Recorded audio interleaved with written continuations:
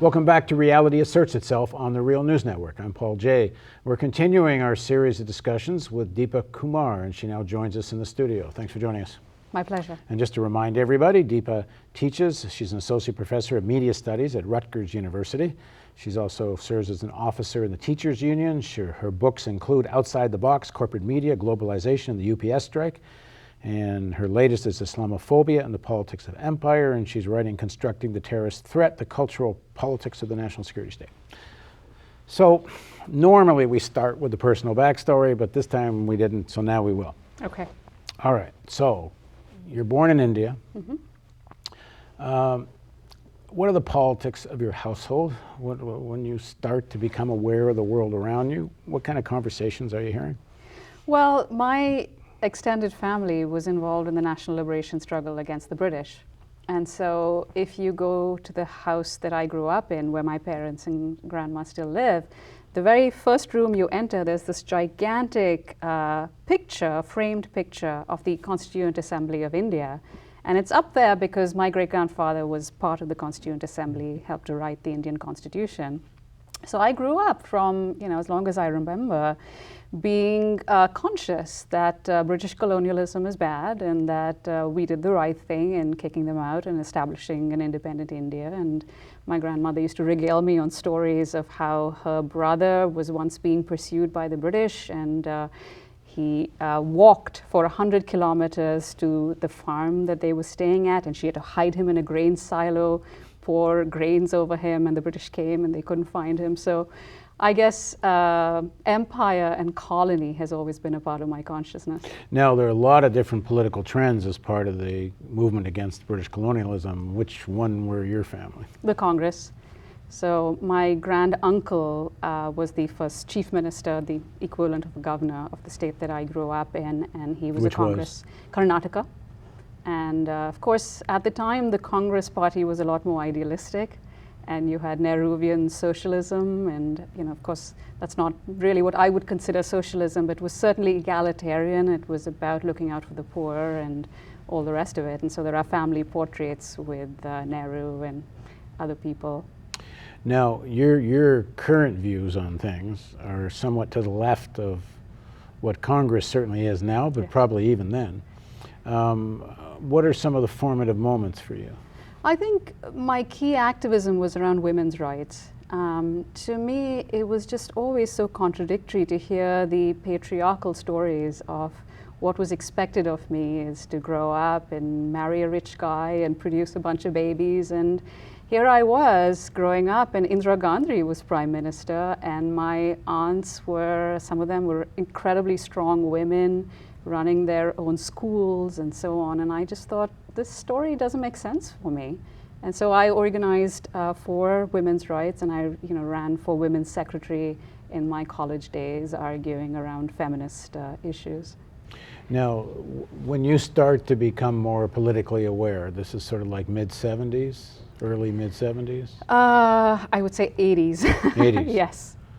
So Vietnam War is over. Yes. What are sort of the big issues? And the 80s are pretty tumultuous in India. They are, but I'll be honest with you, I wasn't political in the formal sense. That is, by that point, there had been so many disappointments in the form of Indira Gandhi, calling for the emergency, the forced sterilization program, and therefore politics as such had become so corrupt that it didn't occur to me to think in those terms. And so I was much more focused on what I can do around me. And the other thing that I gravitated towards is questions of inequality. I grew up in a middle-class home, but every day on the way to school, What did your parents do? My father is an engineer. My mother is a school teacher. But they moved to the land for a little while and tried to till the land and so on. But every day on the way to school, I'd see this huge shanty town. And it just always bothered me that some of us could have access to education and possibly come to the United States, and others would just never go beyond their station. But I never quite understood that to be a structural, systemic problem. And so I had aunts who did sort of educational work, charitable work, and so forth. And so it was not until I read Latin American theorists, people like Andre Gunder Frank and the Egyptian Samir Amin and later Marx, that I realized that this is capitalism is fundamentally a system based on inequality. So do you read any Marx before you get to, you come to the United States in '92 to go to school. Did that part of your process is here? Yes, that part of the process is here. I took a course in development communication, where we read basically about the development of underdevelopment and how modernization is essentially a pro-capitalist framework, which has nothing to do with uplifting the majority of people. So when you go to school here, you get here in '92, where did you expect you would be now? I mean, were you planning an academic track? Are you surprised at where you are politically now compared to where you were in '92? Well, since I was always, I had a tendency to side with the oppressed and the exploited. In a way, if I hadn't discovered the frameworks to make sense of it, I would have had to create it, I think, sometimes. And I'm really thankful that I took courses from so many progressive, liberal, and radical professors who opened me up to books that helped me be where I am today, and all of the various activists who I learned tremendously from. So you didn't have to do, or I should ask, did you have to do much unlearning in terms of your worldview? Some of it, certainly. I had to do some unlearning around the role of India in the region. The idea that India is actually a sub-imperialist power when it comes to its relationship So you had to get over some of your nationalism. Exactly. Get over some of the nationalism, become an internationalist. And I think the experience of travel sometimes does that, isn't it? Because it removes you out of your comfort zone and it makes you think critically, not just about your home country, but anywhere you go. And that's a useful consciousness to have, which I'm sure you share as well. Well, when do you start to focus on media? So I was planning to be a filmmaker. That was what my first master's was in, and that's what I set out to study. And I realized I wasn't very good at it, and I was better at theory, and I was better at understanding and explaining the world, so I decided to do a PhD. And then I suppose I just never left the university. I completed the PhD, got my first job, my second job, and I don't intend to leave. Well, let's get a little bit into some of your work. The book Outside the Box, Corporate Media, Globalization, and the UPS Strike. What led you to that? And what was your discovery in doing that? I was in Pittsburgh at the time, and I was doing solidarity work with steel workers who, the story of steel in Pittsburgh is of course well known, and the few steel mills that remained were in the process of being attacked. And so a bunch of us students from University of Pittsburgh would drive to these towns and actually, support strikes and try to create solidarity between various unions and so on. And then, the UPS strike is, well, we didn't expect a strike, but we certainly knew that there was a contract campaign on, and that Ron Carey had actually shaken up the Teamsters. And so some of us would go and stand outside UPS hubs, handing out literature that was produced by the Teamsters and so forth. And I figured, I was watching media coverage of the strike, and it was so startling to me that in the second week of the strike, you actually start to see pro-labor coverage. And that was a product of, huge public support, 2-to-1 in support of the Teamsters and workers. And that's because the Teamsters basically made this a story of our struggle is your struggle. This is about corporate America, sort of messing with all of us. And I thought I should tell the story of that, is how to win people to a pro-labor perspective and to have a working class consciousness. So when do you start to focus on the issue of Islamophobia in the media? That's 9/11. Now let me just ask, first of all, Yeah. Your background is your background Muslim or not? No, It's not. my parents are Hindu. Right. I became non-religious a very, very long time ago. And in your household or in any of your circles, I mean, you can find Hindu households in India that are as Islamophobic as anybody in the United States, and then some. Oh, yes. And then some. I mean, it startles me. So I've been here since 1992, and every time I go back, I'm just startled by how people who I knew who had a secular mindset have become more and more Islamophobic, and that has everything to do with the BJP and the ways in which they've ratcheted up Islamophobia. And for everyone that hasn't followed it, BJP has now got the Prime Minister of India, Yes. Modi. Yes.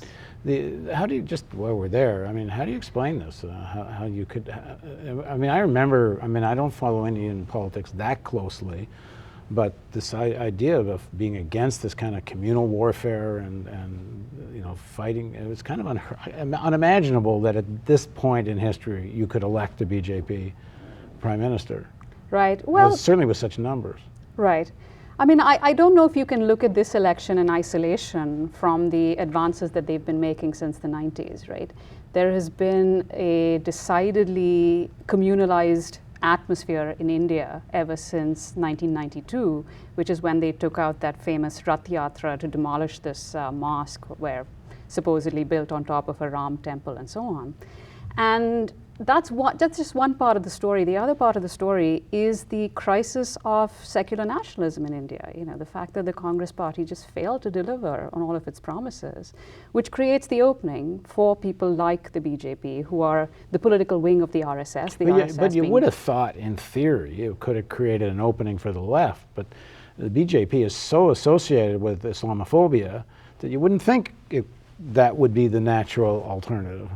Well, you know, I mean, I would place it in the context of how fundamentalists have seen an opening since the 1970s everywhere, whether it's in the US and, you know, the Reagan victory on the backs of the New Right, or, you know, in Israel and the fundamentalists there and so on. It's, in all of these cases, you know, it's a question of left and progressive values just failing to deliver, and, you know, creates the opening for these far right people. And I think the point you make is very important, which is the far left unfortunately didn't have an alternative in country after country, because Stalinism and the influence on communist parties meant that they just tailed the secular nationalists, right? They just said, we are no different from the secular nationalists, so that when secular nationalism goes into crisis, so does, you know, the credibility of the far left. And so instead you see the right, because people want to throw the old bums out and want, you know, a different alternative. And that's the current context as well. People think that Modi is going to revive the Indian economy and, you know, make it all wonderful, India shining and so forth. It's still surprising to me. I mean, I don't know the situation well enough, but you don't have anything, it seems, of any scale in India that would be something like what's going on in Latin America as an option. And, Yeah. and why? Yeah, that's a really good question. I can't say I've fully thought that through. I stopped studying India a while back and focused more on the Middle East and North Africa. And All right, well, let's get back to this then. So in terms of you working on the issue of Islamophobia, I mean, you've got roots of this in India, because it was such a big issue. I mean, you know, the battles and the killings and such were at some very serious scale many times. But when does this start to become a focus of your work here? So 9/11 happens, and, you know, you start to see the ratcheting up of anti-Muslim racism. And I say ratcheting up because that's not the origin of Islamophobia. It has a much longer history. And to me, that was just startling to see the stereotypes that pass as knowledge, as credible knowledge in this country. And having grown up literally with Muslims everywhere, when my family home, we had Muslim neighbors on both sides, and we celebrated, you know, all of our religious festivals together, and one of my best friends was Muslim and so on. And India has 100 million Muslims. And so viscerally, I responded to the kind of demonization that was going on. And I thought, you know what, I should do something about it. And then sure enough, I was teaching at that time in North Carolina. And a young Lebanese student, I believe, was beaten up because, of course, the rage turns into this kind of, you know, hate crimes and so forth at a local college. And, you know, people, the administration, the cops just looked the other side. They didn't do anything about it. And so Amnesty International organized a panel called Islam is Not the Enemy, and they invited me to come speak on it. And that was really the first sort of moment at which I thought, all right, I have to educate myself on the history of the relationship between the East and the West, but more importantly, know enough so that I can bring arguments into the anti-war movement so as to push back against this form of racism, which fundamentally was the handmaiden of empire. Okay, in the next segment of our interview, we're going to get into the history of Islamophobia. So please join us on Reality Asserts Itself on the Real News Network with Deepa Kumar.